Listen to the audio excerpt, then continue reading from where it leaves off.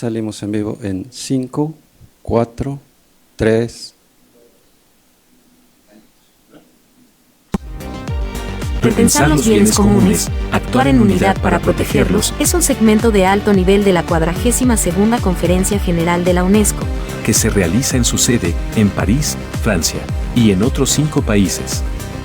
Commons, una reflexión definitoria para nuestro futuro común, es la sesión desde México, organizada por la UNESCO con el apoyo del Colegio de México, y es la única del continente americano, que abonará la visión del contexto nacional e hilará perspectivas con el panorama latinoamericano y global. Bienvenidas, bienvenidos. Bienvenidos.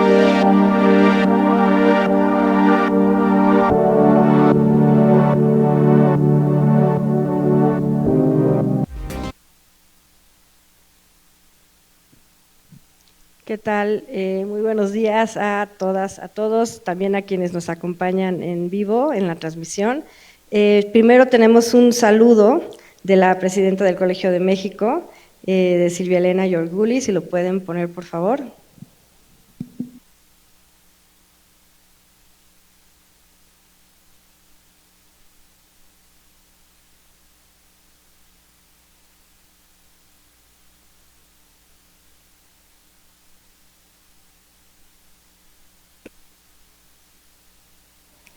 Bueno, saludo y nos felicito por la generación de este espacio de colaboración e intercambio entre el Colegio de México y la UNESCO.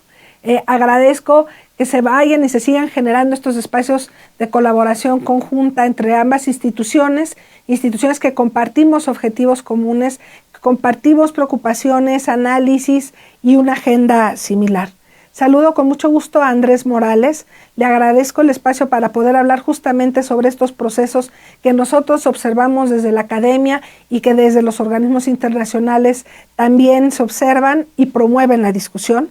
Y también saludo con mucho gusto a Gabriela Ramos, siempre una aliada de la educación superior en México y América Latina y siempre dispuesta a discusiones sobre los procesos emergentes. Me disculpo por no poder asistir de manera presencial, pero bueno, afortunadamente la tecnología permite que tenga esta presencia y pueda enviar este saludo virtual en este espacio Commons, una reflexión definitoria para nuestro futuro común. Quiero decir que cuando Andrés Morales y UNESCO nos plantearon la posibilidad de que se realizara esta actividad aquí en el Colegio de México, pues para nosotros fue muy natural aceptarla con gusto, porque justamente como yo mencionaba, estamos en línea en discusiones que cubren las áreas del conocimiento del colegio, pero también en términos de procesos que nosotros desde la academia estamos observando y analizando con interés y en algunos casos con preocupación. Compartimos el Colegio de México y UNESCO esta visión desde México y América Latina por observar este ambiente relacionado con la polarización, la separación entre grupos, la división por guerras, la incertidumbre en torno a la violencia social, los ambientes de polarización, la fragilidad de nuestras instituciones políticas y también la incertidumbre en torno a procesos políticos como los procesos democráticos. Compartimos también la idea de que estos retos requieren de miradas globales.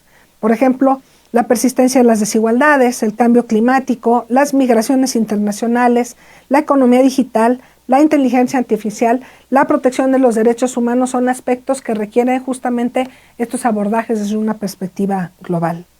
Compartimos también la preocupación en aspectos en los que pensábamos que había habido avances ya consolidados y en donde ahora vemos riesgos de retrocesos como en la protección de derechos humanos e inclusive en torno a principios básicos del derecho internacional para los cuales Naciones Unidas ha sido fundamental. También compartimos con UNESCO esta idea de la centralidad de la educación y la cultura en todo este mundo que nos está tocando vivir. Así que aceptamos con mucho gusto este espacio, lo hacemos con una mirada hacia México y América Latina. Por supuesto que no partimos de cero en la discusión de nuestro futuro común. Cuando uno revisa la historia de los últimos 70 años, hay múltiples espacios, conferencias nacionales, regionales, internacionales, acuerdos e instrumentos que se suscriben y se renuevan. Probablemente en este caso yo destacaría la Agenda 2030 y los Objetivos de Desarrollo Sostenible a casi 10 años de su publicación, Pero lo cierto, tomando estos 10 años desde que se publicaron la Agenda 2030 y los acuerdos, los ODS, pero justamente hemos observado una serie de cambios y un ritmo acelerado de procesos como la polarización y la violencia, como las preocupaciones en torno a la cohesión social, que hablan de la necesidad de mantener esta discusión continua desde el plano internacional y regional. Compartimos también la idea de que estos espacios se enfoquen en la búsqueda de soluciones y acciones concretas y efectivas. En ese sentido, esta colaboración también reconoce la aportación que desde las universidades podemos hacer, no solamente por ser un espacio de formación de ciudadanos, sino por ser espacios de formación de conocimiento y también por ser espacios donde se generan nuevos consensos, ideas, paradigmas que creo que son necesarios en el momento que estamos viviendo. Quisiera finalmente cerrar, otra vez reiterando que lamento no poder estar de manera presencial. Seguiré la discusión de este espacio. Espero que la discusión aporte a la Conferencia General de la UNESCO y les deseo mucho éxito en la jornada que empieza en este momento. Gracias. Bueno, pues desde la oficina de UNESCO en México me presento. Yo soy Rosa Wolpert, oficial de Educación. Agradecemos muchísimo al Colegio de México que nos haya prestado la oportunidad de hacer este diálogo, tenerlo aquí en sus instalaciones. El mensaje de la doctora Giorguli nos dio un perfecto encuadre de la conversación que vamos a tener aquí el día de hoy. Y sin más, pues yo creo que presento rápidamente a nuestros panelistas, porque lo que todos queremos es escuchar estas reflexiones, ¿no? Entonces voy a empezar con Peter Graham. Él es el coordinador residente de las Naciones Unidas aquí en México. Y rápidamente voy a leer las semblanzas porque tenemos grandes personalidades aquí. No quiero tomar mucho tiempo, pero un poquito para que todos estemos bien ciertos de quiénes están aquí con esta conversación tan interesante, ¿no? Él tiene una carrera larga en la ONU, desde luego, ha sido gerente del Programa Global de Cooperación Público-Privada para el Medio Ambiente en Nueva York, también en Sudáfrica. También tiene un posgrado de planeación del desarrollo de la Escuela Politécnica Federal de Zúrich, un máster en geografía en la Universidad de Bonn. Y bueno, tiene temas, una tesis sobre movimientos sociales en Caracas, ha sido un consultor internacional en el desarrollo local en Nicaragua, ha trabajado en fundaciones, en ONGs y, como ya dije, una carrera larga aquí en la ONU, hoy como representante, como coordinador residente de todo el sistema de Naciones Unidas en el país. Tenemos a Lourdes Arizpe también, ella es antropóloga social mexicana que tiene maestría en la Escuela Nacional de Antropología y un doctorado en etnología en la Escuela Económica de Londres. Ella ha trabajado temas de migración, de culturas indígenas, de mujeres campesinas, también tiene estudios sobre el cambio global, el medio ambiente, políticas culturales a nivel nacional e internacional. Ha sido presidenta del Colegio Nacional de Etnólogos y Antropólogos de México y también de la Unión Internacional de Ciencias Antropológicas, así como el Consejo Internacional de Ciencias Sociales. Ella fue también ya directora adjunta de UNESCO en el sector de cultura y miembro del Consejo del Foro Económico Global de Davos, presidenta de la Junta de Gobierno del Instituto Nacional de Naciones Unidas para el Desarrollo Social en Ginebra y ha sido condecorada con la Orden de las Palmas Académicas de Francia y doctorado honoris causa de la Universidad Gainesville en Florida, Estados Unidos. Tenemos allá también a Saúl Espino Armendáriz, él es un profesor, investigador y coordinador académico del Centro de Estudios de Género de aquí del Colegio de México. Él es licenciado en Estudios Latinoamericanos en la UNAM y maestro y doctor en Historia por el Centro de Estudios Históricos del Colegio de México. Él también tiene algunos reconocimientos que ha recibido, como la medalla Gabino Barreda de la UNAM, el premio a la mejor tesis del doctorado en Humanidades de la Academia Mexicana de las Ciencias en el 2020 y menciones honoríficas por parte del INAH y otras instituciones como la Universidad de Harvard, Duke y Loyola en Chicago. Pertenece al Sistema Nacional de Investigadores y sus líneas de investigación pues tiene que ver con los estudios de género, las religiones, las historias de los feminismos, antifeminismos desde la segunda mitad del siglo XX en América Latina, historiografía y teoría de la historia de género y memoria y usos en la historia de movimientos sociales. Tenemos de este lado a la doctora Ana María Cheto, física de la UNAM, con una maestría en biofísica por la Universidad de Harvard, maestría y doctorado también en la UNAM. Tiene doctorados honoris causas por algunas universidades APEC en República Dominicana, la Nacional de Tayikistán, la Academia Nacional de Ciencias de Azerbaiyán. Ella pues ha trabajado estudios de fundamentos de la mecánica cuántica, tiene obviamente muchos libros, autora de varios libros y artículos en revistas de ciencia, educación y sociedad, es presidenta fundadora de Latindex, en la Cátedra UNESCO también sobre Diplomacia y Patrimonio de la Ciencia, presidenta del Comité Directivo Mundial sobre Ciencia Abierta de la UNESCO y coordinadora del proyecto Luces sobre Ciudad, miembro de la Junta del Gobierno del CONACYT. Ella tiene diversas distinciones, entre ellas, ella va a recibir la próxima semana en la UNESCO el Premio Kalinga 2023. La felicitamos de verdad, doctora, por este reconocimiento.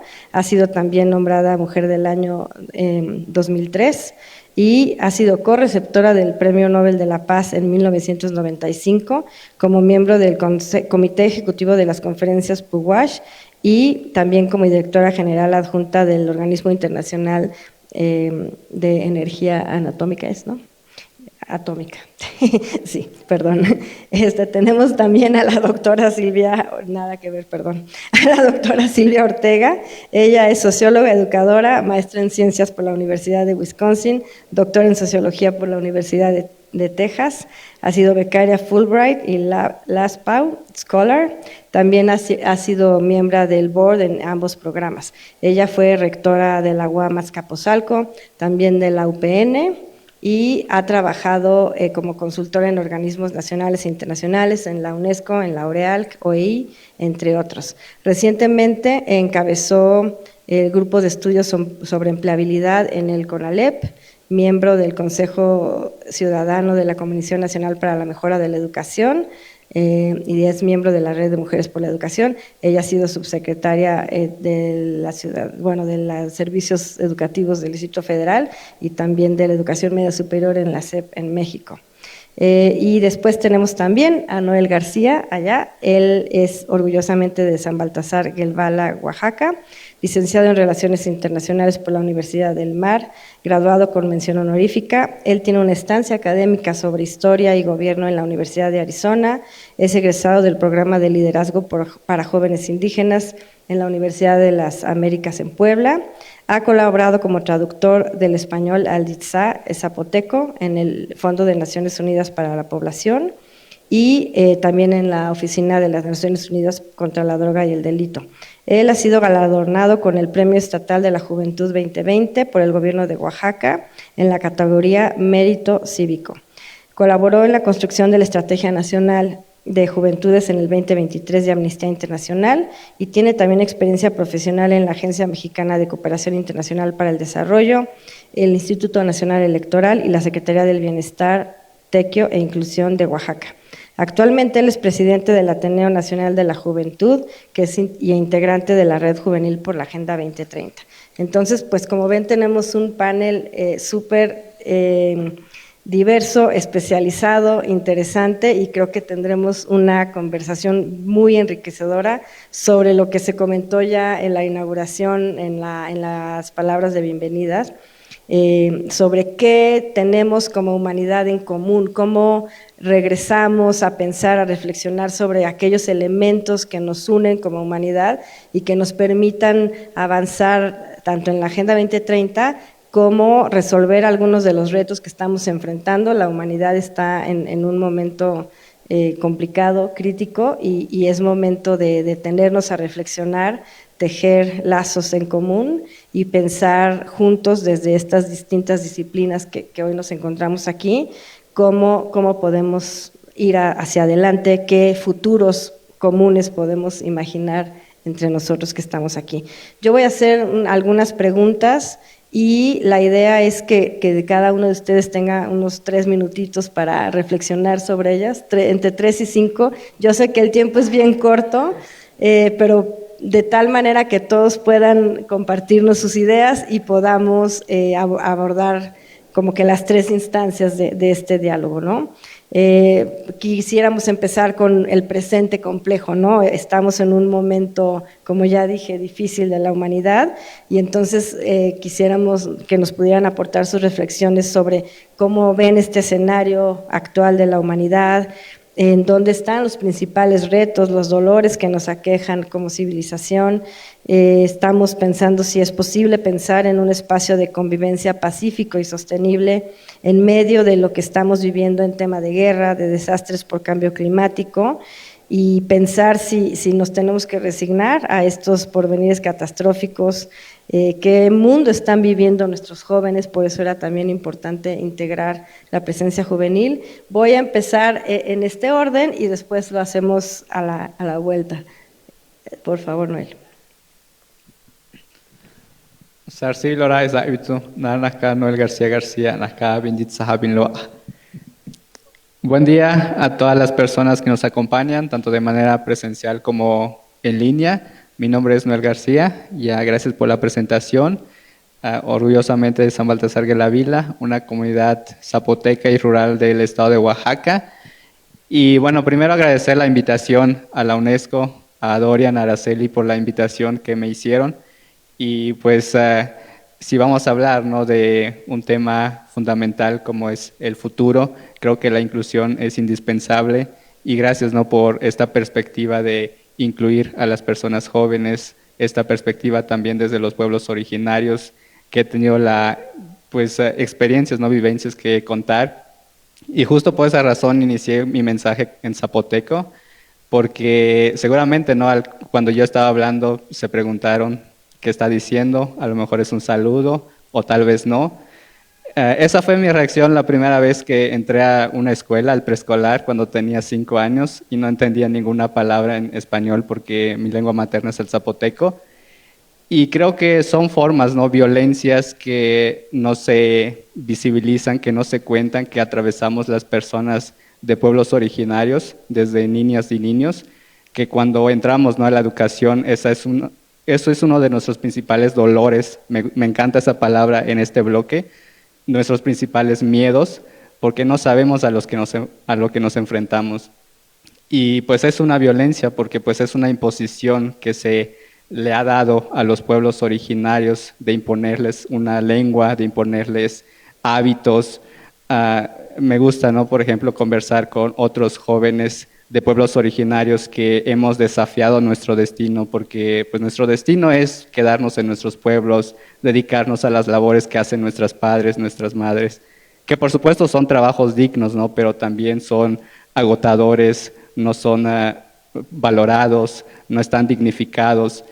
Y pues ya en estas conversaciones, ¿no?, de repente salen temas de que cuando salimos de nuestros pueblos para enfrentarnos al mundo de afuera, pues nos enfrentamos a un mundo, sí, globalizado, capitalista, que nos impone modas, ¿no?, de que debemos comer de cierta forma, usar cubiertos, vestirnos de tal forma, cuando esa no es nuestra forma de vida. Entonces tenemos que dejar atrás una vida, prácticamente a veces también nos hemos visto obligados o obligadas a dejar nuestra identidad para poder encajar en un mundo globalizado, y también cada vez más interdependiente, como lo decía.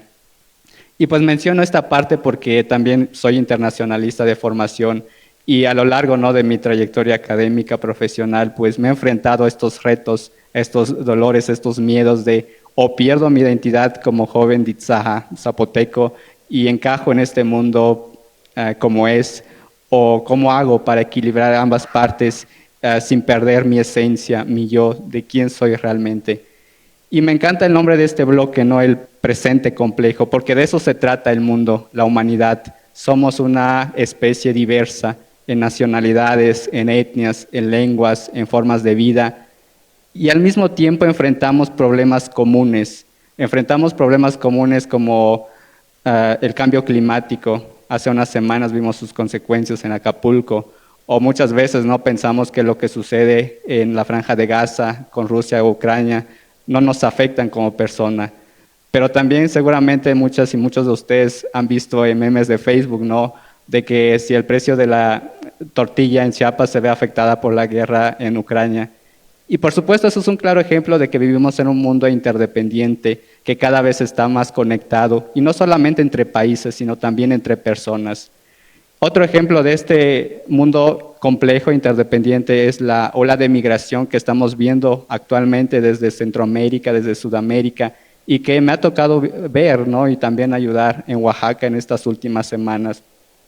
Y por supuesto creo que desde mi punto de vista una de las principales razones por las cuales tenemos estos problemas comunes entre la humanidad es también por la falta de empatía. No nos ponemos en lugar de la otra persona que está a nuestro lado, de qué está atravesando, de cuáles son sus miedos, de cuáles son sus necesidades. Nos falta solidarizarnos como humanidad, como especie.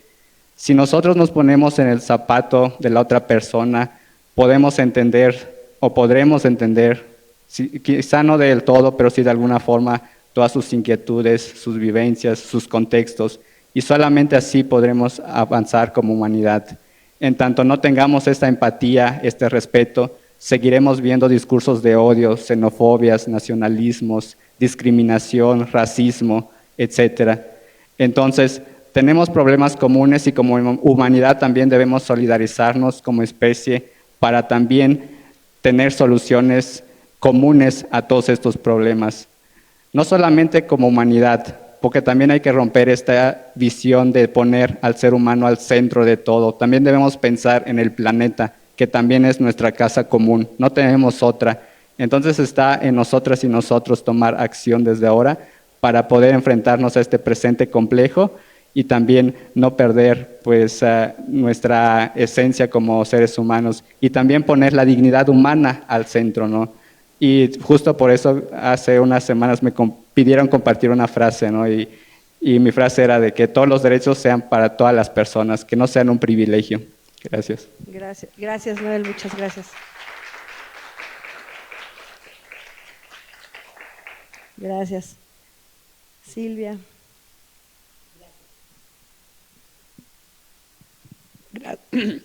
Muchas gracias. Bueno, primero por la invitación a la UNESCO, a Rosita Wolper, a quien me encuentro casi todos los días en las últimas semanas, porque hay una discusión muy activa, probablemente no tan extendida como debería, más bien estoy segura, que no es tan extendida, probablemente tan profunda, sobre los futuros de los jóvenes. Cuando uno piensa en los futuros de los jóvenes, también piensa en los futuros de la educación. Y efectivamente, como dice Noel, no hay uno solo, hay muchos. Esa diversidad que enriquece las posibilidades también es parte de la complejidad. Yo últimamente he estado pensando mucho en Eric Hobsbawm y en esta propuesta del siglo largo, ¿se acuerdan? Cuando examina el siglo XX y encuentra las rupturas, pero no relacionadas con los grandes acontecimientos, sino van produciéndose pues desde el siglo XIX y continúan después del siglo XX. Y eso es algo que pasa y nos pasa. No vamos a ver un cambio rapidísimo, no va a ser, no ha sido, con las reformas o los decretos o las buenas intenciones o los acuerdos o los pactos. Vamos a tener que ir más allá de eso. Esta vez sí, porque creo que también hay muchas evidencias de que estamos en el límite. Eso sí es cierto y es distinto del siglo largo en el que pensó Eric Hobsbawm. Yo creo que podemos ver lo que se está deconstruyendo y podemos ver tendencia. Si uno piensa en la inteligencia artificial generativa, pero en todas las tecnologías que están detrás, esas son tendencias que de alguna manera a mí me provocan, después de la estupefacción de la pandemia, sí me provocan cierto optimismo, moderado, cuidadoso. Claro, cuando oigo la discusión del presupuesto en la Cámara de Diputados, pues se me cae el alma al suelo, ¿no? Pero en principio, allí están esas posibilidades. Déjenme decirles que me da más esperanza. La percepción de los jóvenes después, bueno, durante y después del confinamiento. En un conjunto de estudios que no voy a describir desde luego, pero que son accesibles y a quien le interese le podemos proporcionar la información, lo que encontramos es que los jóvenes sobrevivieron. Oigan, eso es un milagro casi. La pandemia fue una experiencia global, interrelacionada y brutal. Y allí sí, nadie sabíamos ni qué hacer ni cómo resolver. Pero los jóvenes reportaron, además de narrativas dolorosas, cosas como el aprecio por su familia y por sus comunidades. Mucho. Un anclaje allí afectivo e identitario muy fuerte. Reconocieron y agradecieron a los profesores. Me estoy refiriendo a adolescentes de 15 a 17 años. También mostraron una extraordinaria creatividad, tal vez poco visible y apreciada, pero excepcional. Pudieron también apercibirse de que tienen grandes capacidades y que seguramente el sistema educativo, que tenemos que cambiar, les impidió apreciarse y, bueno, proceder con mayor libertad. Pero encuentro allí grandes expectativas y eso es lo que más me alienta y me da esperanza. Los jóvenes quieren trabajar, quieren contribuir, quieren que sus familias salgan adelante, sus comunidades mejoren su calidad de vida y tienen esa expectativa. Concluyo con esta idea. Si podemos generar, acordar, concertar una política de protección a las y los jóvenes, esta generación, 15, 24 si quieren, pero a mí me importa más la 15, 18 porque están en la edad más frágil, entonces estaremos haciendo una buena tarea.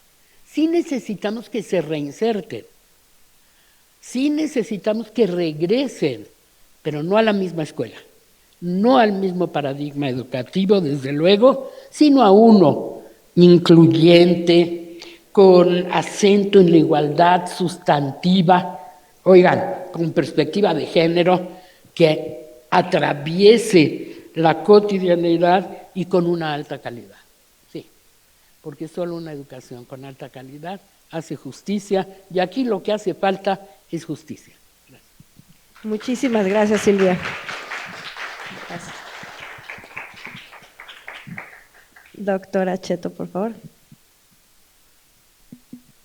Muchas gracias, Rosa, y gracias a la UNESCO por esta invitación.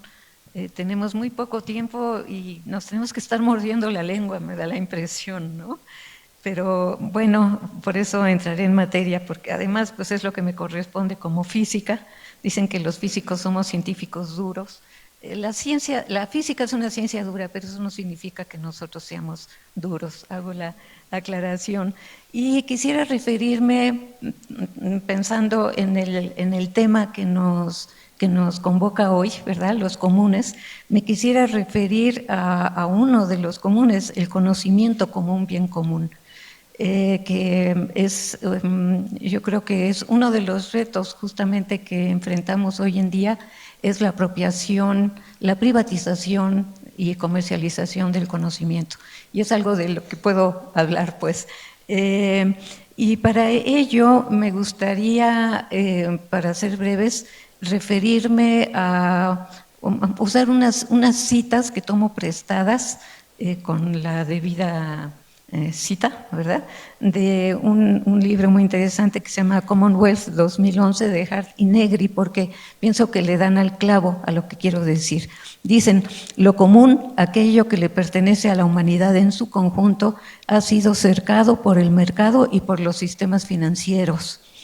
Lo común es lo que la naturaleza nos prodiga, el aire, el agua, los frutos de la tierra, pero también los resultados de la producción social, los saberes, lenguajes, la información, al ser producidos socialmente, nos pertenecen a todos.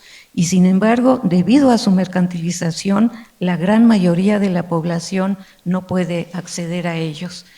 Encuentro tremendamente oportuna la aprobación por parte de la UNESCO hace exactamente un par de años de la llamada Recomendación sobre Ciencia Abierta, que es un documento que vale la pena leer, se los recomiendo mucho.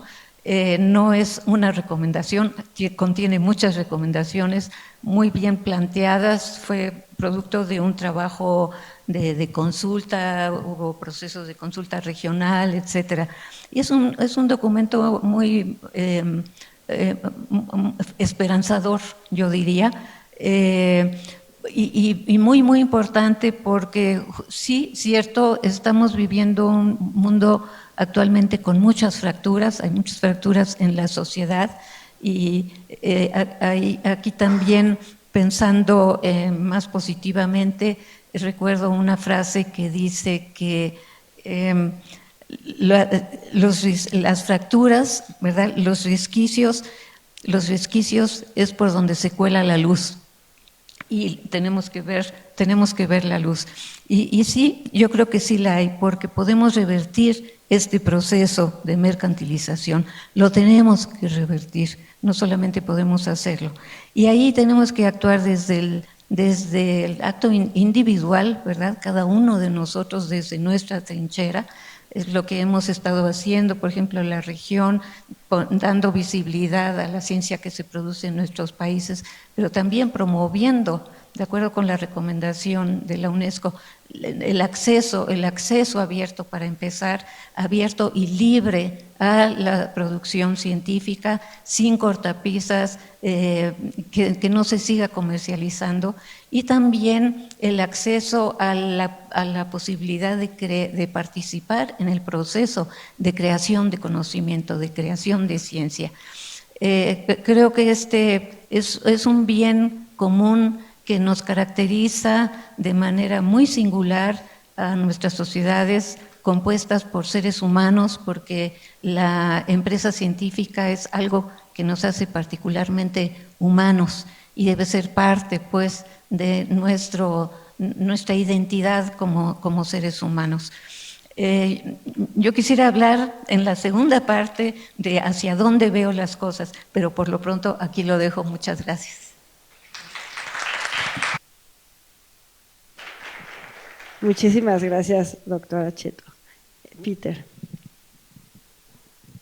Bueno, primero, buenos días y saludos a todas las compañeras y compañeros del panel y gracias por la invitación. Yo creo que, me toca posiblemente hablar más desde el punto de vista de Naciones Unidas, ¿verdad? Y el secretario general ha sido muy claro. Él ha hablado de que nosotros estamos viviendo un mundo cada día más dividido, ¿no? Deberíamos ser Naciones Unidas, pero no lo somos más fracturados, como dijo la compañera aquí de panel.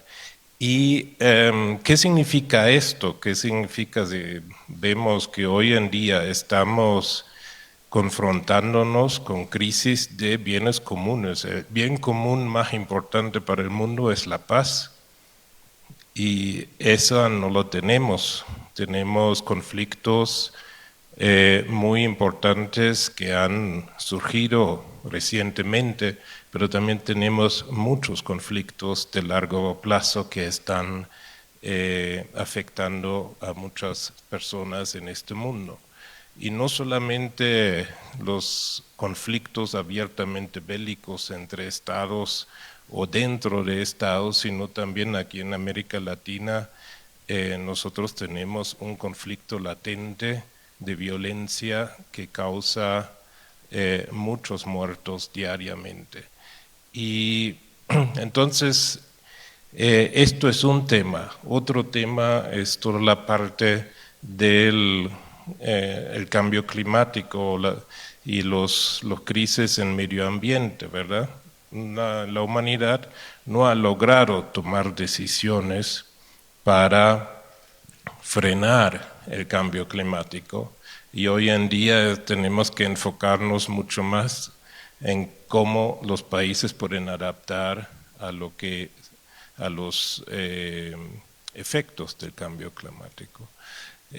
Tenemos el problema de la contaminación, ahí sí hay una lucecita, porque se está viendo una convención que se acordó llegar a una convención, ojalá que lleguemos, para la reducción de los plásticos.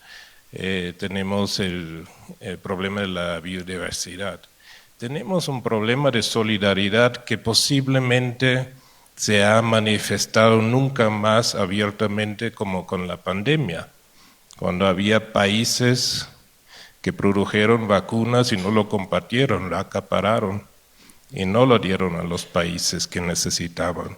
Había otros países que sí eran solidarios y sí lo pasaron a los países que no lo tenían y que necesitaban. Entonces estamos en un mundo bastante complejo y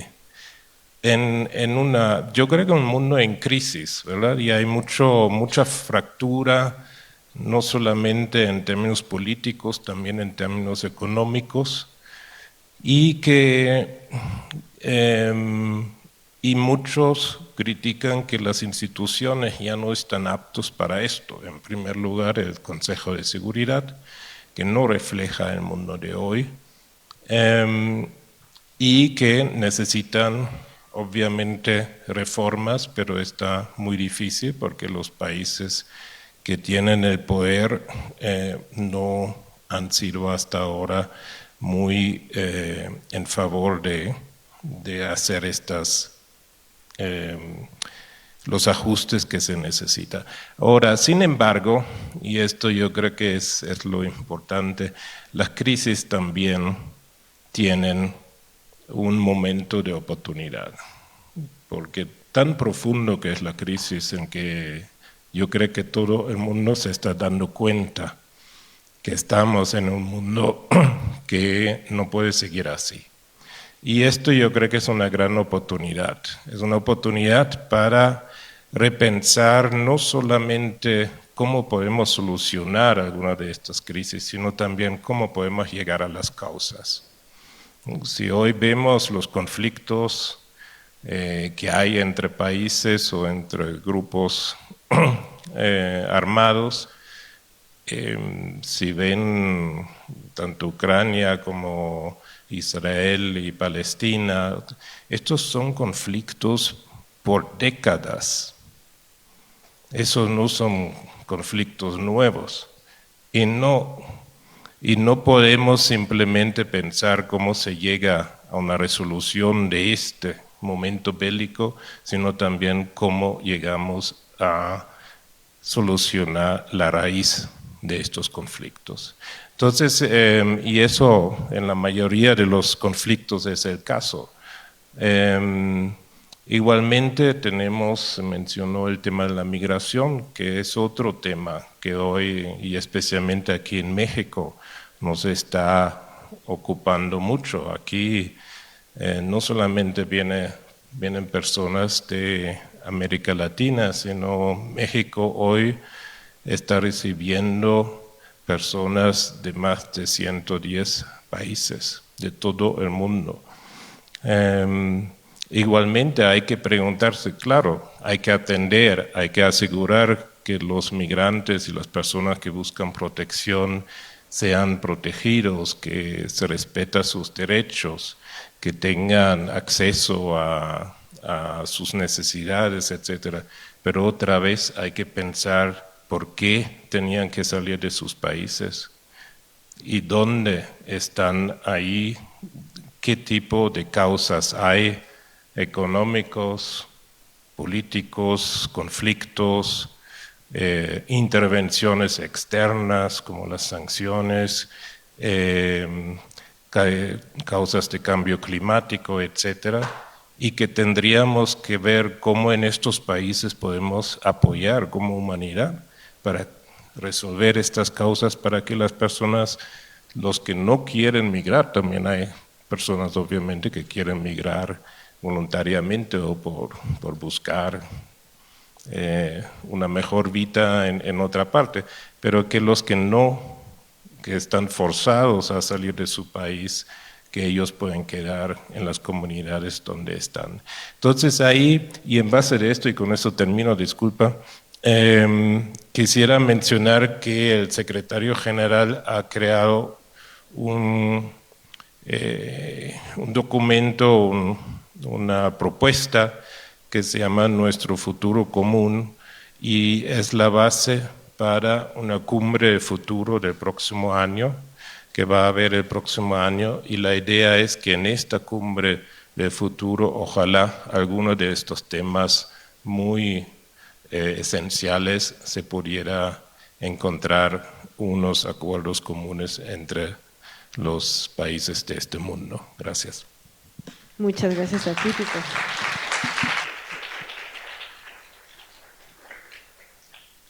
Doctora Arizpe. Buenos días. Buenas tardes a todos. Nos da mucho gusto que estén aquí con nosotros, enlazados en una discusión que se está llevando a cabo a nivel internacional. Me interesaron mucho las respuestas de los colegas que están en este panel. Gracias también a Silvia Gorguli, al Colegio de México, a la señora Wolpert. Y quisiera entrar muy directo. Como fui directora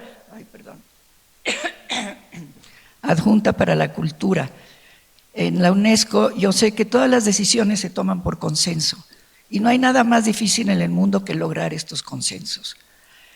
La cuestión es no empezar con preguntas tan abstractas que no nos permitan llegar a consensos.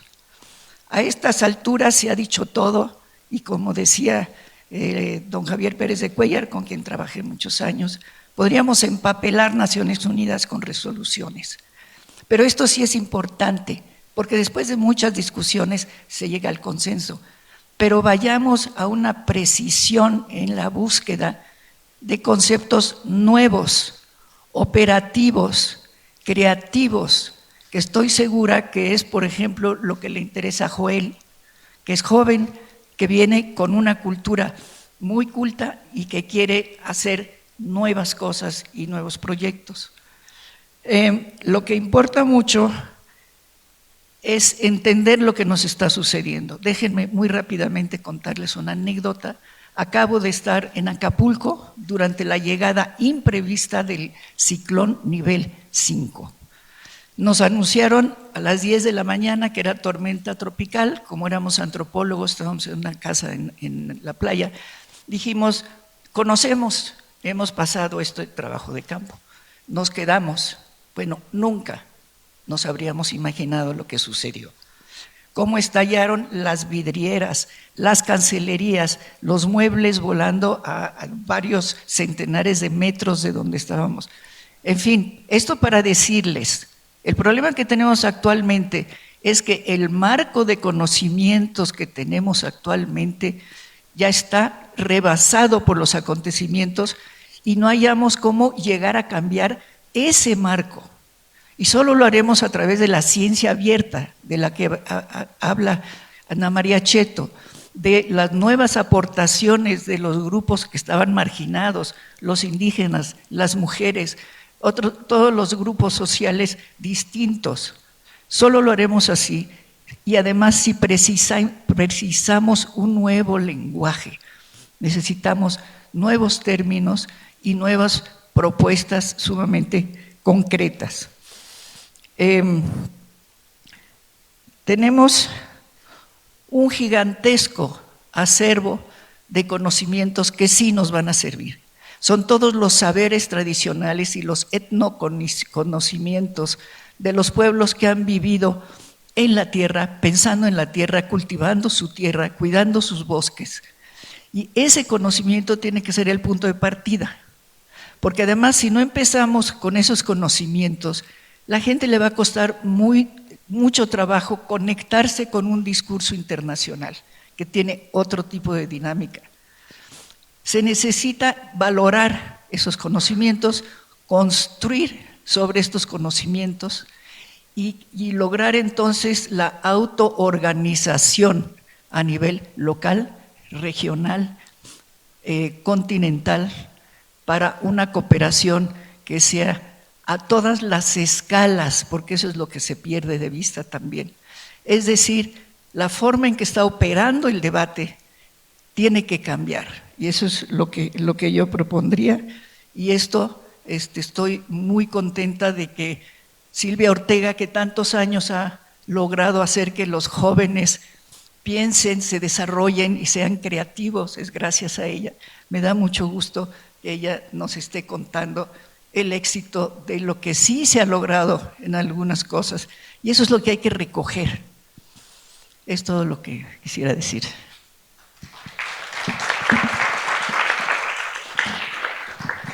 Muchas gracias, doctora. Doctor también. Gracias, buenos días. Pues es un verdadero honor y un placer estar aquí. Agradezco muchísimo la invitación a la UNESCO, a mi institución, el Colegio de México, y es particularmente un orgullo representar al Centro de Estudios de Género. Entonces hablaré desde ahí, desde los estudios de género y desde mi disciplina, que es la historia, y la historia de género en específico. Pero quizás habría que comenzar diciendo algo que probablemente no sea tan evidente, pero que es que todos los problemas que se han mencionado son problemas también de género.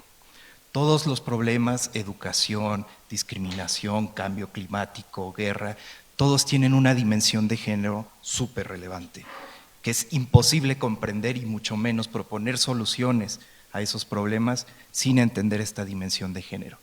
Y además están problemas, digamos, específicos del ámbito de género que tienen una escandalosa vigencia a 50 años de que fueron denunciadas por feministas en los 70. ¿No? Hay un rosario de problemas que tenemos ahí: la redistribución de los trabajos de cuidado, violencia de género y crímenes de odio, desigualdad laboral, brecha salarial, representación política. Y fue muy triste cuando nos mandaron la nota conceptual que en realidad el desafío que enfrenté fue elegir alguno de todos estos problemas para centrarme, porque son tantos los dolores, como decía Noel, es una palabra muy potente que pusieron en la pregunta, y son tantos los dolores que escoger uno pues es todo un reto. Pero sí quisiera escoger uno para centrarme en él. Y lo escogí particularmente porque creo que es un desafío global y que es un desafío además integral. Y me refiero a los movimientos conocidos como movimientos antigénero. Son movimientos reaccionarios en el sentido literal de la palabra, es decir, en la medida en que se han conquistado y reconocido derechos para las mujeres y para la población de la diversidad sexogenérica, estos movimientos también han crecido. De hecho, su nacimiento es coetáneo a la conferencia de Beijing de la ONU en el 95. Y esto es particularmente relevante y creo que es un desafío muy grande, porque justo el discurso de estos movimientos es que la agenda de género, la agenda gender, como dicen intencionalmente en inglés, es una agenda globalista de élites globales, promovida además por organismos multilaterales como la ONU. Y bueno, ahí es un desafío gigante, porque yo creo, como decía la doctora Arizpe hace un momento, cómo lograr conectar los saberes internacionales, decía ella, con los saberes locales. Cómo lograr transmitir a las diversas sociedades que la igualdad sustantiva de género no es una agenda occidental, colonialista, por la que se condiciona el desarrollo, que no es una moda académica, sino que es algo relevante,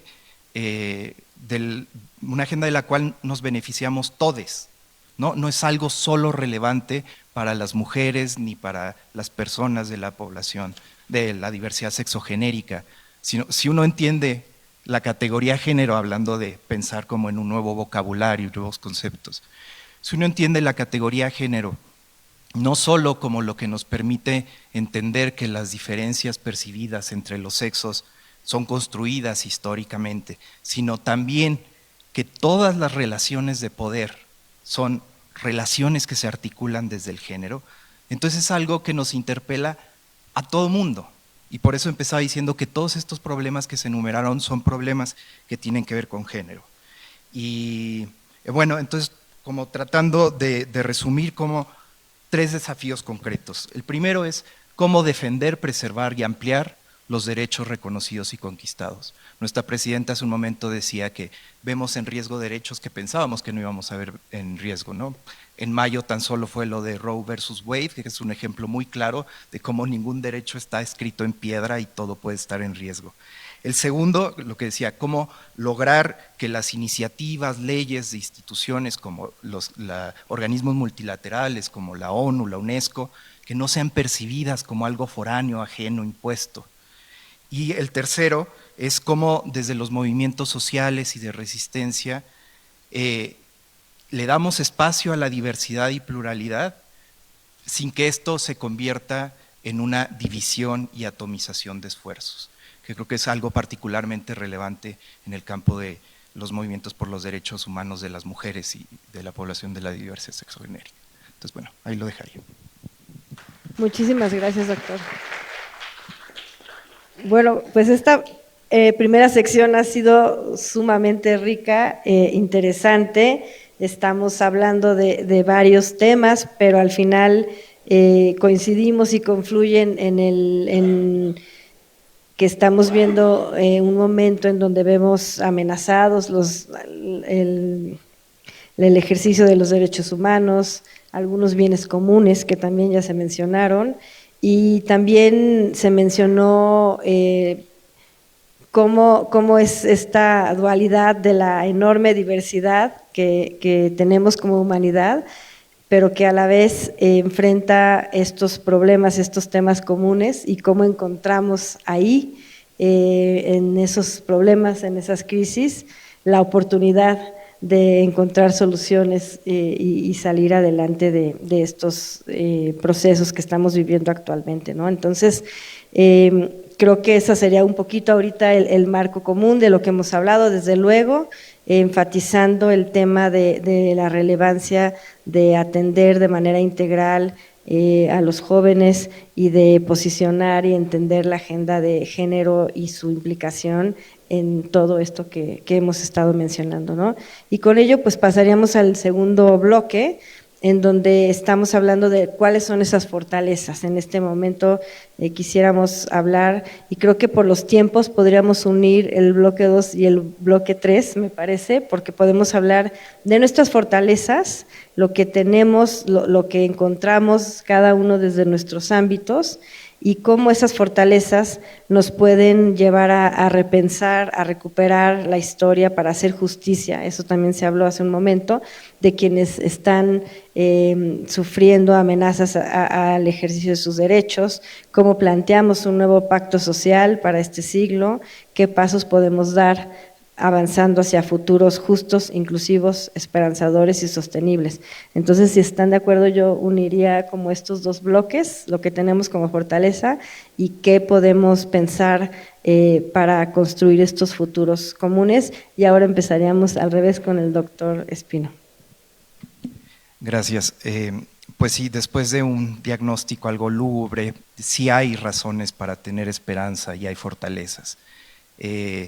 Bueno, yo pensaría que las fortalezas son al menos 4. La primera es lo que se ha logrado. Sé que suena como tal vez muy simple, pero reconocer y celebrar lo que se ha conquistado en los últimos años, lo que se ha reconocido en los temas que describí hace un momento, es muy importante, sobre todo frente al desprestigio moral, por decirle de alguna forma, de la institucionalización. Institucionalización es como una palabra mala, ¿no?, en la que muere todo movimiento social, pero en realidad es algo que es necesario fortalecer, y tal vez no soluciona todo, pero es algo que necesariamente hay que tener. Lo segundo es, pensaba yo, en la importancia de cómo los estudios de género, por ejemplo, se han consolidado en los últimos 50 años. Aquí tenemos a una pionera de los estudios de género en México y en el Colegio de México, y en los últimos 50 años esta categoría de la que platiqué hace un momento nos ha permitido ver todas estas relaciones de poder que producen y reproducen desigualdades, ¿no? Entonces, eso es algo que creo yo es una fortaleza. Tenemos ahí conocimientos, herramientas analíticas que nos pueden ayudar a comprender nuestra realidad. Luego, también la doctora Silvia mencionaba hace un momento, pero las nuevas generaciones, y me refiero de centennials y más jóvenes, porque es increíble, están mucho menos dispuestos a soportar injusticias y vejaciones que otras generaciones. Y eso, creo yo, esa indignación que sienten y esa rabia que se expresó, por ejemplo, en las recientes movilizaciones feministas de los últimos 5 años, creo que es muy potente y creo que es una de nuestras fortalezas. En términos, por ejemplo, de sexualidad, es increíble, obviamente en un sector, pero es increíble la libertad con la que viven muchas cosas que incluso en mi generación no eran vividas así. Y la otra que pensaría es como las disidencias en todas las instituciones y ámbitos, desde la iglesia hasta la academia, las disidencias a favor de los derechos humanos cada vez cobran mayor visibilidad. Y entonces entender que ahí están es súper importante precisamente para enraizar este conocimiento internacional, que no es una imposición desde fuera, sino que sea algo que recupera los esfuerzos desde dentro de las propias comunidades, de las propias instituciones, que ahí está ya, no es algo extraño. Y finalmente, bueno, para aprovechar el poco tiempo que quería decir, pues también quería hablar desde mi cachucha como historiador, porque la historia es una disciplina que ayuda a producir insumos para las narrativas de memoria. Y la memoria social, la memoria colectiva es un discurso muy potente para movilizar y para inspirar. En una de las preguntas que nos planteaban hablaban del diálogo intergeneracional y a través de la historia, el conocimiento histórico y luego convertido en narrativas de memoria, esa es una forma de hacer un diálogo intergeneracional, incluso, digamos, más allá de las generaciones vivas. Hay un acervo impresionante en la tradición de lucha feminista y de lucha LGBTQ en nuestro país y en otros, que las jóvenes generaciones pueden tomar como una cajita de herramientas para inspirarse en las soluciones actuales. Nada se puede extrapolar acríticamente, pero ahí hay muchas, no solo figuras, sino soluciones, procesos, discusiones de las cuales se pueden inspirar y también en las cuales pueden, digamos, enraizar una genealogía de resistencia e inspirar como algún tipo de cambio. Bueno, ahí lo dejaré. Muchísimas gracias, doctor Espino. Doctora Arizpe. Sí, encuentro que hablar de fortalezas es muy difícil si todavía no tenemos precisado exactamente cuál es la meta, cuál es la operatividad de lo que queremos hacer, porque fortalezas los seres humanos las tenemos mucha muestra, vivimos en todos los ecosistemas planetarios, en todos hemos hecho esfuerzos por vivir con la naturaleza y ahora el gran reto es que esas partes de las culturas tradicionales tienen que cambiar porque la relación con la naturaleza, con las fuerzas de la naturaleza ya es distinta.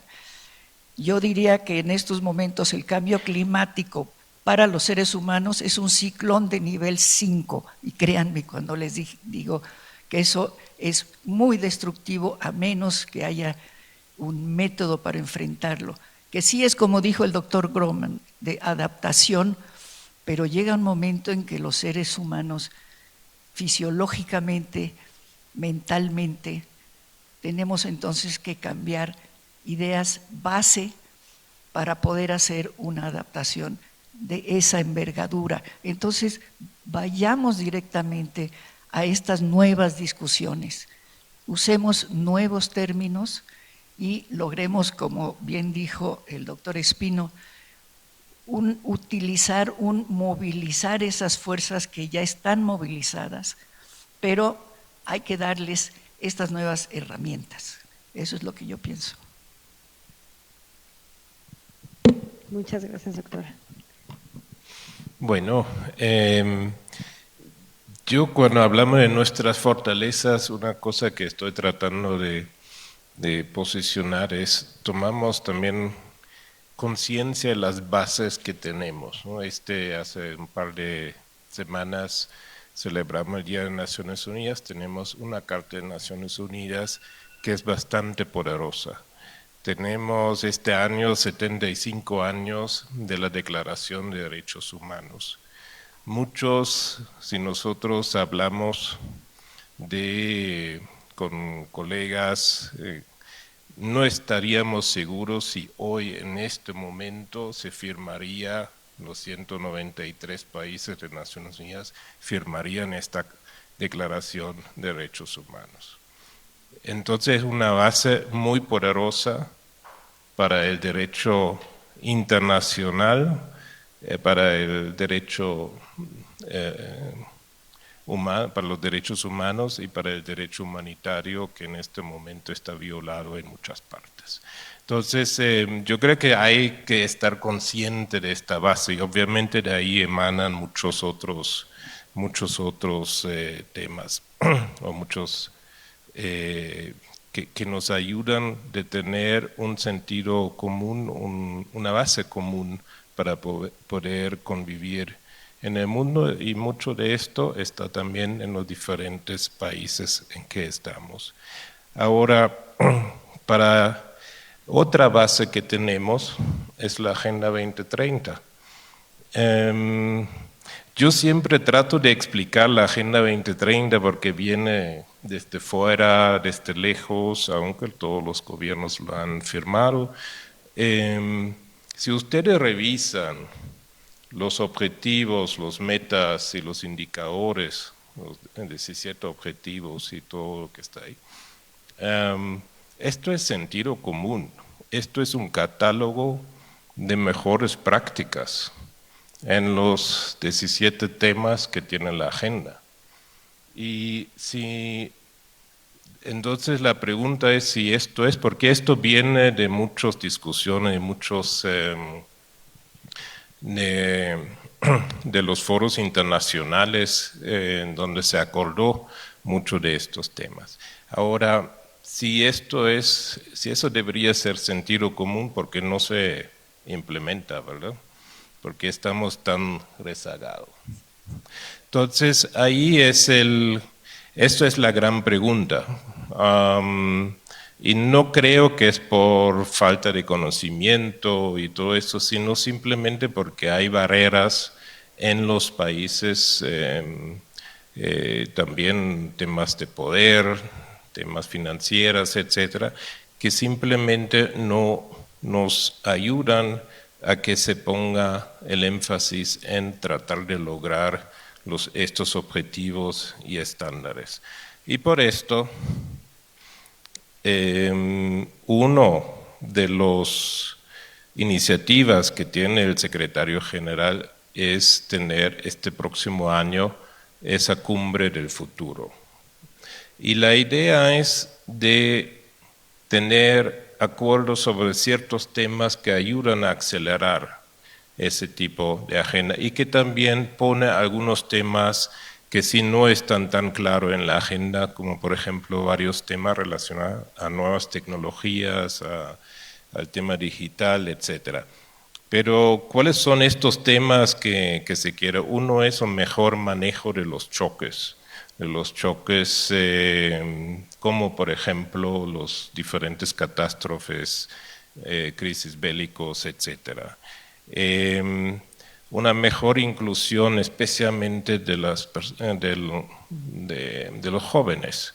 Yo creo que no quiero dar toda la carga sobre los jóvenes porque siempre, sí, ustedes yo creo que son muy claves para diseñar este futuro y para empujar, porque es el futuro de ustedes. y por esto yo creo que se necesita una mucho mayor inclusión en esto. También hay el tema, un tema muy importante, que es de crear un sistema financiero internacional que funciona para todos. Y esto es una apuesta, yo diría atrevida, del secretario general, porque esto fue una discusión en los años 70 y fue rechazado prácticamente o nunca se hizo. Esperemos que en esta crisis haya un momento para crear este sistema que funcione y que sea mucho más solidario entre los diferentes países y grupos en el mundo. Hay otros temas como la transformación de la educación y de la nueva agenda para la paz, es decir, buscar formas nuevas para prevenir conflictos, pero también para solucionarlo. Y ahí, por ejemplo, hay, que el profesor habló del tema de género, la agenda de mujeres, paz y seguridad, es una agenda que hoy en día se discute mucho en todas las partes donde hay que negociar acuerdos de paz y la importancia que, primero, que las mujeres estén en la mesa de la negociación, porque en muchas partes no están. Pero no solamente que estén en la mesa de la negociación, sino también que estén, que el tema de género es un tema clave en las medidas que se acuerda en los acuerdos para terminar conflictos. Entonces yo creo que es una agenda amplia, estamos en un momento de mucha crisis, pero también de mucha oportunidad, y esperemos desde Naciones Unidas que esta cumbre que tengamos el próximo año y que las universidades, los movimientos sociales, los jóvenes, hagan la presión para que estos temas realmente tengan un nuevo empuje que nos ayuda a salir de este momento tan difícil en que estamos. Gracias. Gracias, Peter. El doctor Acheto.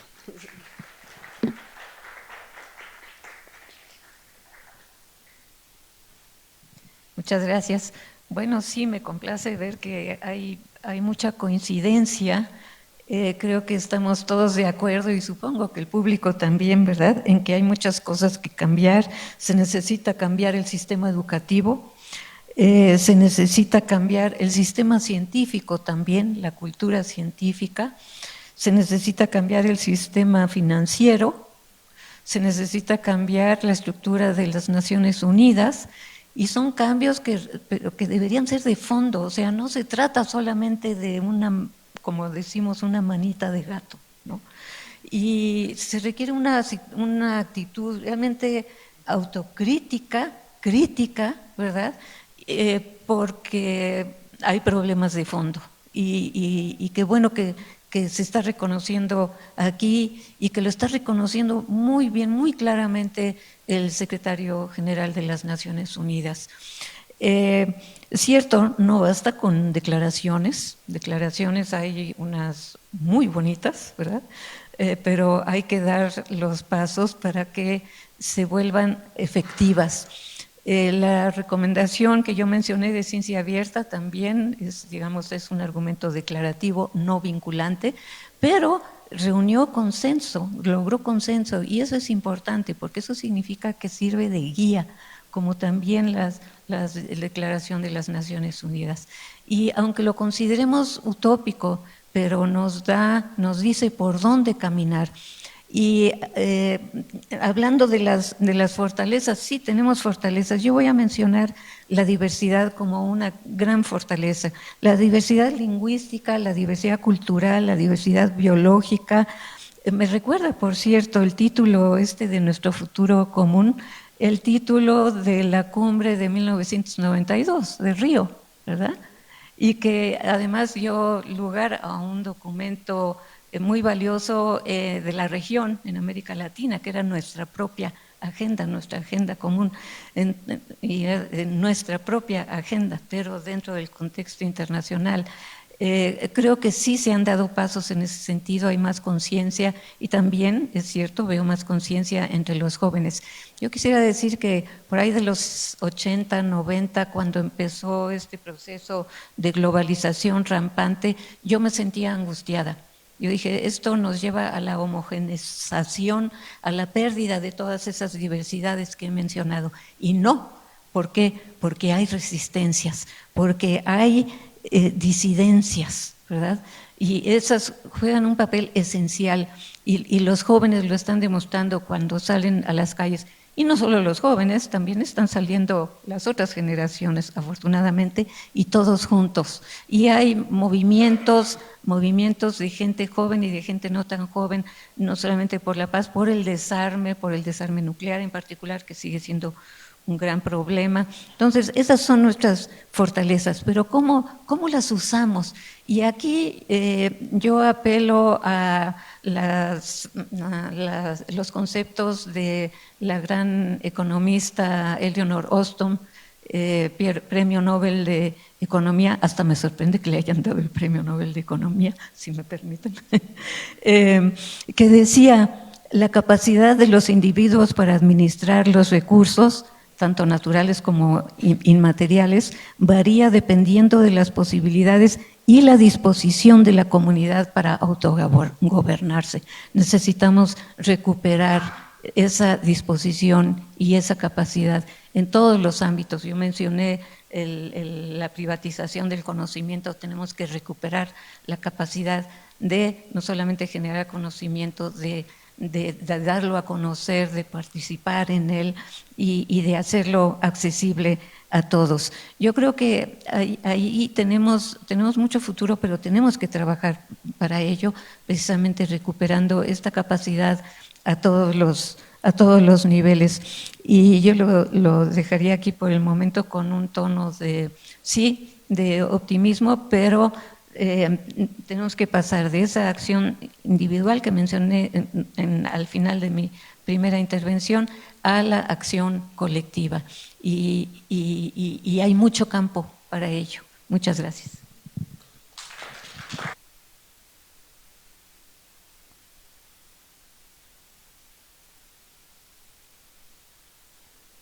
Gracias.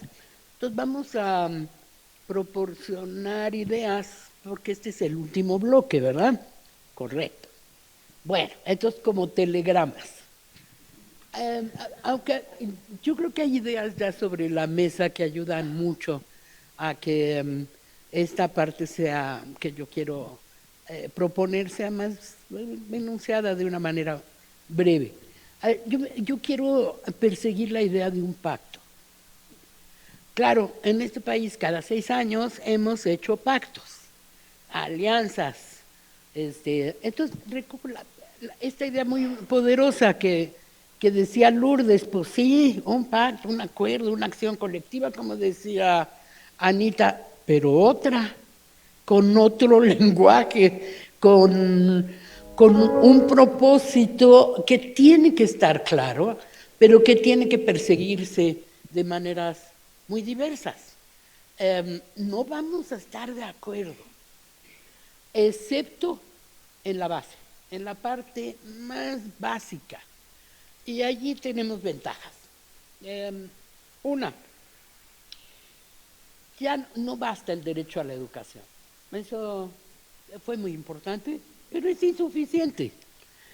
El derecho a la educación, sobre todo en los últimos, en la última década, no evitó ni la exclusión, ni en la ampliación de las brechas, como ya se ha señalado acá, y sobre todo no corrigió el tipo de ciudadanía que se necesitaba para emprender estos caminos de justicia. Entonces, ¿para qué queremos un sistema educativo así? Expulsa el 60% de los que ingresan, solo 38% tiene oportunidades de educación superior y además está cribado, ¿verdad? No es cualquier 38%. Esa es una ventaja. Estamos de acuerdo de que va para afuera todo eso. No puede ser. No se sostiene y todos estos problemas que ha anunciado el señor Groman, pues sí, claro, ahí está, pero tenemos que poder resolverlos y no hacer con más de lo mismo, efectivamente. Sí, tenemos consensos básicos, a lo mejor de dientes para afuera, pero están enunciados de tal manera que es inevitable traerlos a la mesa como consensos fundamentales. Sí, sí, la inclusión y la justicia y la perspectiva de género, sí. Sí, un sistema educativo que genere oportunidad, que mejore continuamente, no que esté allí sedimentado en capas geológicas, como es el caso. Sí, el protagonismo de los docentes, eso a mí me importa mucho, sobre todo en la educación obligatoria. En la educación superior hay otra idea, pero el protagonismo de los docentes de la educación obligatoria es central para formar la nueva ciudadanía y las nuevas oportunidades. Sí, valorar el diálogo, ni modo, la democracia es lenta, pero es mejor que todo lo demás, que la imposición, que el autoritarismo, y ni modo, vamos a tener que sentarnos con buen ánimo, con tolerancia, con algo de buen humor y sobre todo con el propósito de usar todas esas herramientas poderosas que sí tenemos y que son ventaja para este cambio. Déjenme entonces ir a la idea, a la propuesta. Yo creo que las cosas no van a cambiar ni rápido ni fácilmente. Sí vamos a seguir viendo gritos y sombrerazos, es inevitable, pero también creo que tendríamos que adoptar esta visión de la política de mejora continua. Va a ser así. Sí hay interés en que sea simultáneo el cambio en las escuelas, en el paradigma educativo, en la inclusión, sí, esos componentes que ya sabemos que tienen relación con una mejor educación, pero va a tener que ser paulatino, gradual, controlado, evaluado. Pienso que la educación, bueno, hay evidencia de eso, ¿verdad? 100 años de sistema educativo nacional, dicen eso, va con el proyecto de nación. Pero ha ido, no con el proyecto de nación en nuestro caso, sino con la oferta política sexenal. Hemos hecho reformas educativas en los últimos 30 años y pactos cada 6 años. Eso es intolerable y es nuestro derecho como tutores de las jóvenes generaciones exigir no más, así no. Y me parece que allí pues está la resistencia, ¿verdad? Yo sí creo que la carga es para los jóvenes, sí lo creo.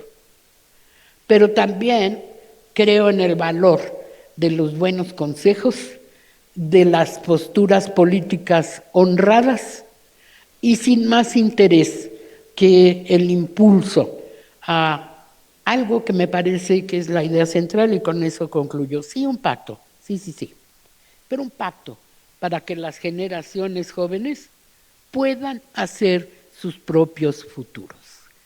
Ya no vamos a recetarles, les hemos quedado muy mal. Mejor vamos a impulsarlos. Muchas gracias.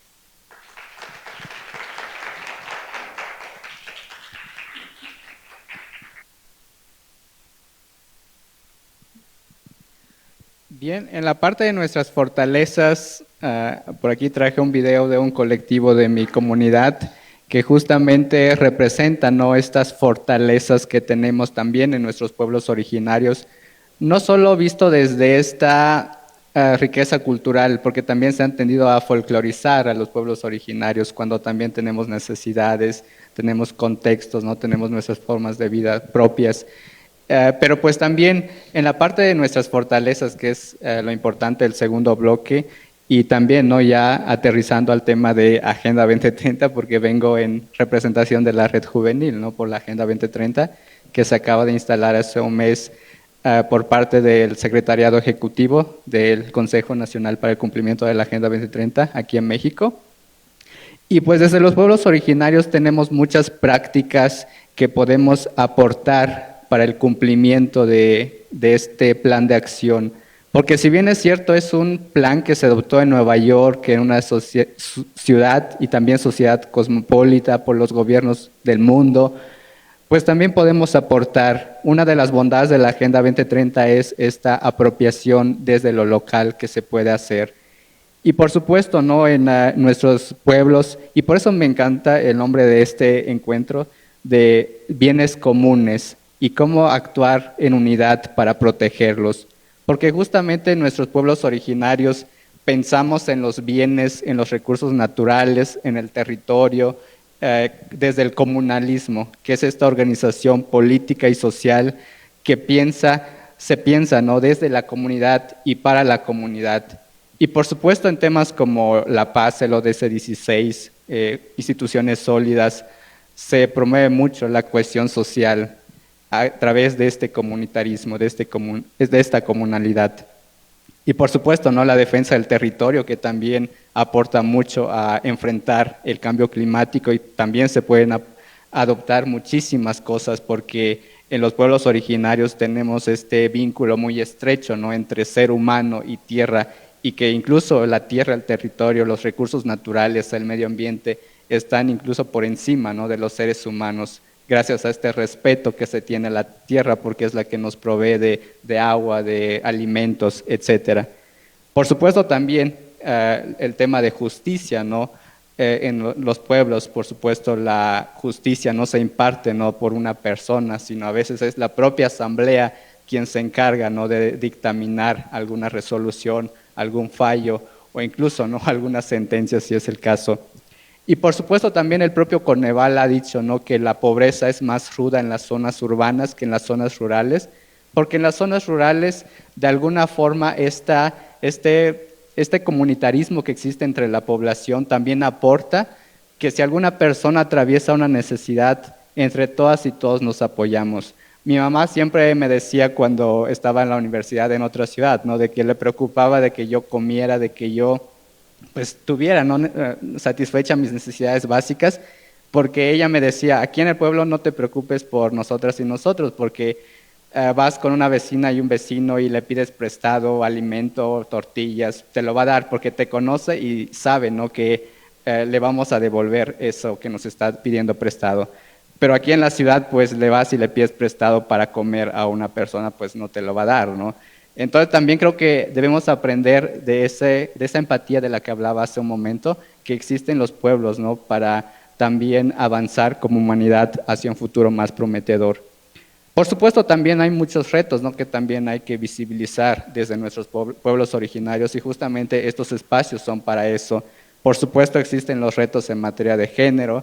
En la asamblea comunitaria de mi comunidad las mujeres todavía no participan. Existen estos cacicazgos que si bien ya no son como antes, pero de alguna forma siguen permeando, ¿no?, o estas élites que quieren dominar a la comunidad entera. Existe el juveneo. En mayo de pasado, por ejemplo, la asamblea adoptó un acuerdo, ¿no?, en la comunidad de que para ser agente municipal, que es como la autoridad máxima en el pueblo, hablando políticamente, debes cumplir con 5 cargos previos. Eso quiere decir que pues una persona joven de 30 años o menos pues nunca va a poder aspirar a ese cargo, ¿no? Entonces también hay muchas áreas de mejora, ¿no?, pero pues también debemos aprender de las cosas buenas. Y por supuesto, ¿no?, también ya hablando del tema del futuro, por supuesto, ¿no?, que las metas de la Agenda 2030, bueno, según el informe, ¿no?, de este año de los ODS, el 30% de las metas no se han alcanzado o por el contrario han tenido retrocesos. Eso por supuesto no es una cifra nada alentadora, ¿no?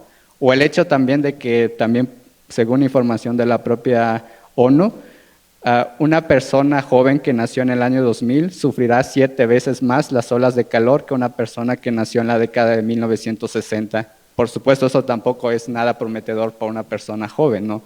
Sin embargo, también yo soy de las personas que soy muy optimista, ¿no? Y estoy consciente de esta realidad que tenemos, de este presente complejo, de este futuro pues también complejo, pero que también podemos tomar acción para pues resarcir de alguna forma, ¿no?, este futuro y también ir construyendo pues futuros más prometedores.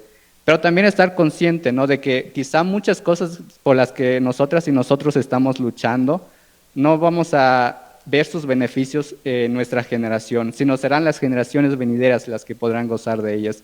Así como en algún momento nuestros padres, nuestras madres, nuestras abuelas, nuestros abuelos lucharon por derechos de los cuales gozamos y que ellos ya no pudieron disfrutar, pues también hay que luchar, sumarnos a esta lucha sin pensar de que me va a beneficiar a mí como persona joven. No, quizá yo ya sea persona adulta mayor cuando ya vea a una persona joven en 20, 30, 50 años disfrutar de ese derecho. Y por supuesto también no hay que reescribir la historia. La historia la han escrito, por supuesto, no las élites que han dominado a la humanidad, a los países. Se ha escrito, por supuesto, desde una visión occidental y ha dejado marginado a diversos pueblos, no solamente originarios, sino también afrodescendientes, a personas con discapacidad, en fin, a diversos sectores vulnerados, que han sido vulnerados. Entonces hay que reescribir la historia para cambiar el futuro, pero poner al centro a todas estas personas. Y por supuesto reescribir la historia también significa no adoptar mecanismos interinstitucionales, que no solamente sea, ¿no?, de un organismo internacional, del gobierno, sino también involucrar a organizaciones de sociedad civil, la propia ciudadanía, a la academia, al sector privado. En fin, es una tarea de todos los sectores. Y por supuesto las acciones afirmativas también le han dado mucha voz, mucha representatividad, muchas oportunidades a los sectores. Podemos decir, ¿no?, que incluso el hecho de que esté yo aquí pues es resultado de una acción afirmativa, ¿no?, porque pensaron tener la perspectiva de un joven de un pueblo originario. Entonces, gracias a eso estamos aquí. Entonces también eso es un ejemplo, ¿no?, de que las acciones afirmativas pues puede traducirse en oportunidades para los sectores que han sido vulnerados, pero que también no se quede solamente en lo político, que es donde más lo vemos, ¿no?, en donde más avances vemos, sino también se implemente en otras áreas. Y por supuesto también hay que incluir a las personas jóvenes en los espacios de toma de decisiones, que sea una participación efectiva si se quiere cambiar el futuro, para bien por supuesto, pero que esa inclusión no sea, por supuesto, ¿no?, como a manera de simulación, y que se incluya verdaderamente a las personas jóvenes, porque si estamos con un grupo de personas de 60 años y hay una de 59 y dice, pues yo soy la más joven, pues de eso no se trata, ¿no? Se trata de incluir realmente a las personas menores de 30 años. Entonces, solamente así podemos hablar de una inclusión. Porque es cierto, ¿no?, lo que ya comentaban varias compañeras y compañeros de este panel, las juventudes somos las que hemos acuerpado muchos movimientos, ¿no? Las compañeras con las luchas feministas, la lucha LGBTIQ+, contra el cambio climático, las protestas, ¿no?, cuando algo no nos gusta. Por eso nos llaman generación de cristal, ¿no?, porque no nos quedamos calladas ni callados. Y por eso nos gusta levantar la voz. Y por eso también le llamamos, ¿no?, como contrarréplica a esta generación que nos critica, generación de concreto, porque fueron las que permitieron tantas cosas de las cuales nosotros padecemos actualmente. Pero pues también no hay que caer en esta visión de que la responsabilidad es solamente de las personas jóvenes, porque también estamos cayendo en el adultocentrismo, ¿no?, de, pues las personas adultas nos deslindamos, les heredamos problemas y háganle como puedan para solucionarlas. De eso no se trata. Se trata de una tarea también intergeneracional. Y como decía anteriormente, por lo que estamos luchando nosotras y nosotros ahora, no va a ser para nuestro beneficio quizá, sino para las generaciones que vienen más adelante. Y bueno, ya con eso concluiría mi participación. Gracias.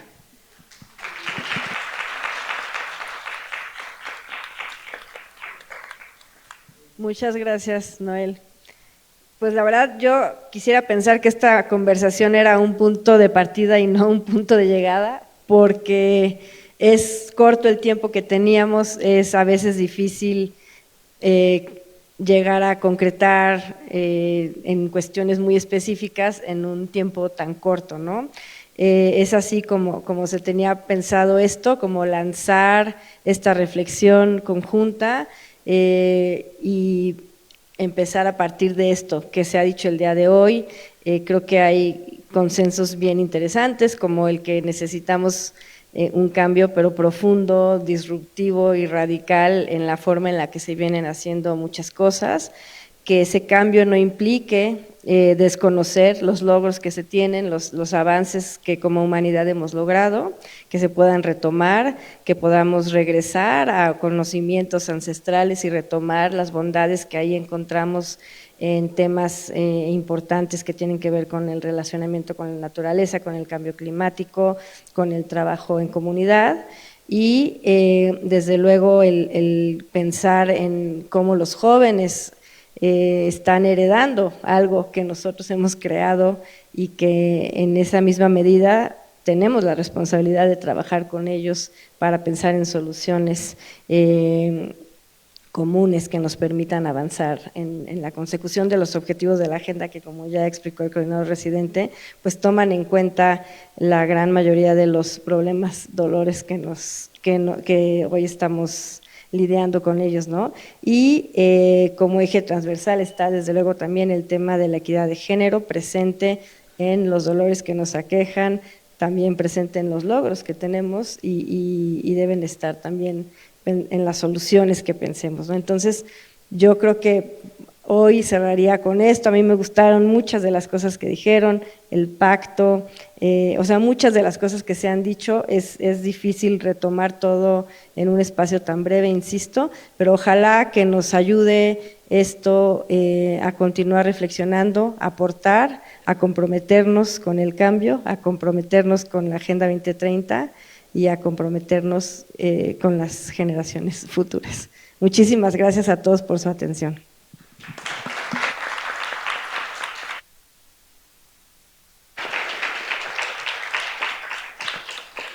Y muchas gracias a los panelistas por sus contribuciones tan interesantes, enriquecedoras. Y bueno, les dejamos unos libros que ven ahí, es un pequeño presente de la Oficina de la UNESCO en México para ustedes, para agradecerles el que nos hayan acompañado el día de hoy.